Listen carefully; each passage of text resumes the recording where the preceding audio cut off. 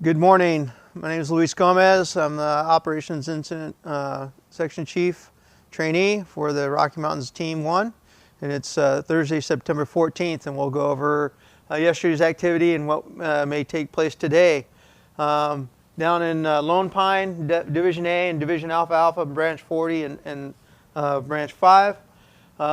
Again, Lone Pine, Hog, Ridge Bridge, Devil, are all contained, and they're just being monitored. If anything is to pop up ever again, they shouldn't have any issues. Lost is still doing suppression repair, and they're continuing to pull everything off and repair everything, and we'll be turning that back over to the local agency probably Saturday afternoon or Saturday morning, and they'll be taking that back. Coming around up into Branch 20, up on the Copper, Blue Creek, and Marlow. Copper and Blue Creek did come together yesterday. Again, this is a wilderness area. There's a lot of snags, hazardous terrain. Not a place we really want to put people. It's, we could actually probably have a fatality with putting people up in a place like this, and we don't want to endanger anybody's life for an area that's been burned already, and it's going to get itself cleaned up with natural fire again. So it's doing its thing. It's doing really well. We're still monitoring it, keeping it in check as we need to. Coming into Bluff and Mosquito, yesterday we had some ignitions on the 12N10 road to clean up this gut of this open area in here, and continued out and still cleaning up in the Bluff. And then today we'll start moving north along the road.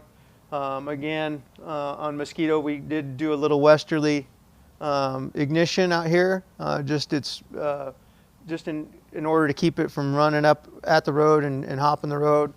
And it's staying in its confinement area there right now. And then coming north, we did some ignition on 12N14, and we actually did some ignition out on these ridge lines out here to let it back off the ridges and do some nice fire out there. We did start working towards the 12N13 road, and probably got about a quarter mile away from that with fire on the ground. Again, we did have a slop over, but it was contained last night pretty quickly by our night division, our night group out there on the ground.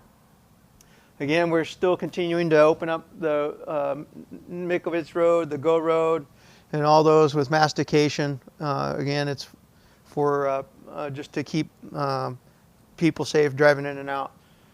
With the firing that's going on the ground out here, we understand that we keep on seeing containment go down, but we have all the control lines in place. As the fire has had several days of no issues or no problems, the containment will start to go up. And that's going to just take a few days. Once that starts, it's going to be 3 or 4 days of us being comfortable. We have confine, contain, and control. And control is pretty much out, but contained is, we feel good that it's not going to hop that line. So that's where you'll start to see the containment come up, and that's going to be a few days from now. And on to Branch 10 in Perch, again, in the Butler Creek drainage, it continues to back and flank and continues to make its way down towards Butler Flat. We're still monitoring that. We have our structure group and hand crews and everybody out there watching it. If we needed to, we could do some strategic ignition, only if we need to. It's not we're not going to push it to do something that we don't need to do. So that's out here on this area. Coming around into this is all Juliet now, but coming down into Orleans and along the river, again, just monitoring it, letting it come down to us, and not trying to push the ignition when we don't need to.